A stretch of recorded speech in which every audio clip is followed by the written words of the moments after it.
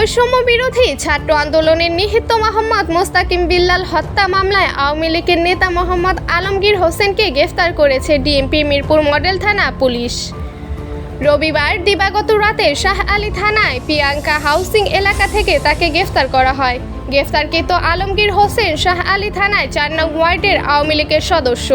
মিরপুরের মোস্তাকিম বিল্লাল হত্যার ঘটনা গত ৫ অক্টোবর মিরপুর মডেল থানায় একটি মামলা করা হয়।